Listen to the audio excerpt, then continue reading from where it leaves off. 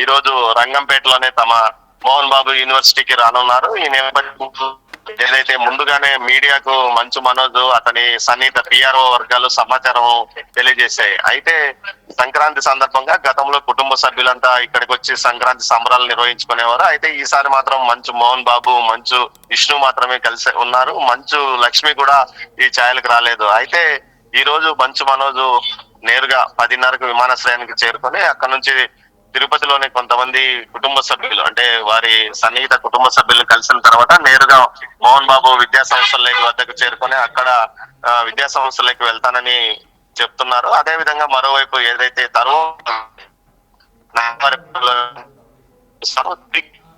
జరుగుతున్న రంగంపేటలో తర్వాత మీడియాతో మాట్లాడతా ప్రయత్నించారు. ఈ నేపథ్యంలో అసలు ఏదైనా గొడవలు జరిగే అవకాశం ఉందా అన్న కోణంలో కూడా పోలీసులు ఆలోచిస్తున్నారు. ఓవైపు వైకుంఠ ఏకాదశికి వచ్చే భక్తులు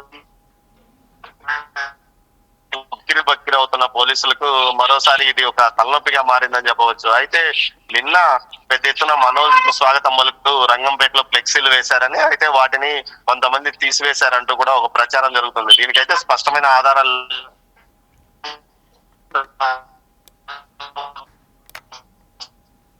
2.5 గంటల సమయంలో లోపలికి వెళ్ళనున్నారు. ఈ నేపథ్యంలో ఏదైనా గొడవలు జరుగుతాయి అన్న కోణంలో కూడా పోలీసులు ఆలోచిస్తూ అక్కడ బందోబస్తును ఏర్పాటు చేసినట్లు తెలుస్తుంది. మరోవైపు బౌన్సర్లు కూడా పెద్ద ఎత్తున ఇటు తమిళనాడు నుంచి బౌన్సర్లు వచ్చినట్టు తెలుస్తుంది. ఈ బౌన్సర్లను ఎవరు పిలిపించారు? మనోజ్ పిలిపించాడా లేకపోతే విష్ణు పిలిపించాడా అన్న కోణంలో కూడా పోలీసులు ఆలోచిస్తున్నారు. ముందుగానే ఈ విషయంలో వారు బౌన్సర్లను ఎక్కడైనా బయటికి తీసుకొచ్చి హడావిడి చేస్తే పోలీస్ అధికార యంత్రాంగం అటు మోహన్ బాబు పిఆర్ఓలకు ఇప్పటికే తెలియజేసినట్టు తెలుస్తుంది. మొత్తం మీద అయితే హైదరాబాద్ నుంచి వారి పంచాయతీ తిరుపతికి చేరింది అన్న కోణంలో కూడా ఆలోచిస్తున్నారు. ఈ నేపథ్యంలో అసలు అక్కడ గొడవలు ఏవి జరగకుండా ముందు జాగ్రత్త చర్యగా పోలీసులు కూడా మోహరింపు చేసుకుంటున్న పరిస్థితి కనిపిస్తుంది. అయితే మంచు మనోజ్ సంక్రాంతి పండుగకు గత సంవత్సరం కూడా హాజరు కాలేదు. అయితే ఈ సంవత్సరం తాను హాజరవుతున్నట్లు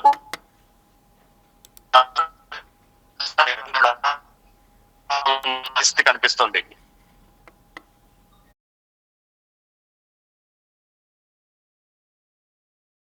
సంక్రాంతి శుభాకాంక్షలు. భోగి అంటే భోగి మంట అంటే సంవత్సరంలో వచ్చి మొట్టమొదటి పండగ, నిజమైన పండగ, ప్రారంభం అవుతున్న పండగ.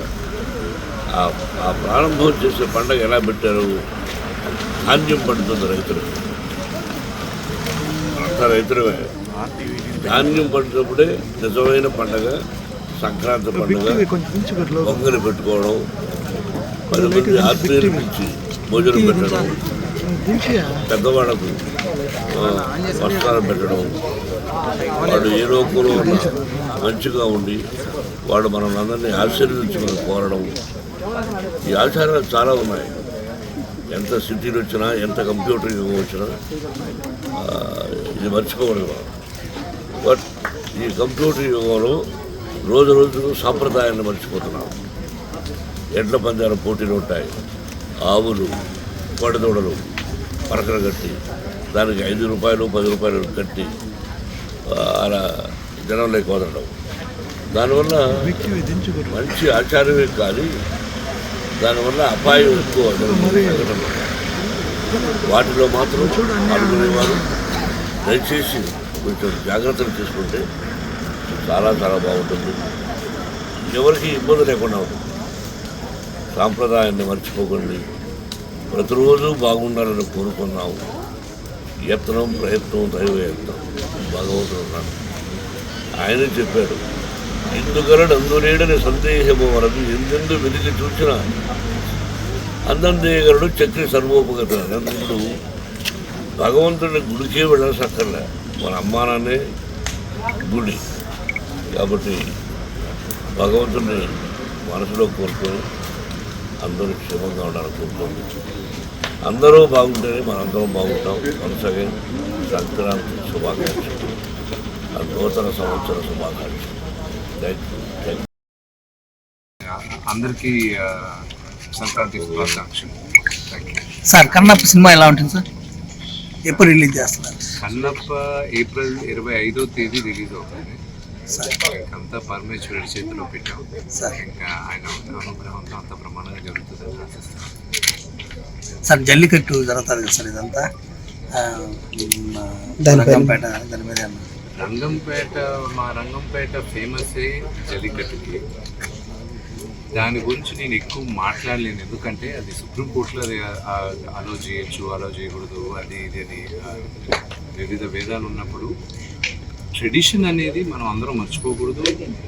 అలాగని చెప్పి అది చేసేటప్పుడు ఇప్పుడున్న జనరేషన్ కూడా జాగ్రత్తగా చేసుకోవాలి. బట్ ట్రెడిషన్ అనేది మనం మర్చిపోకూడదు. మాతాపితాములు ఎస్పెషలీ పండగలు అంటేనే ఫ్యామిలీ అండ్ తల్లిదండ్రులు మర్చిపోకూడదు.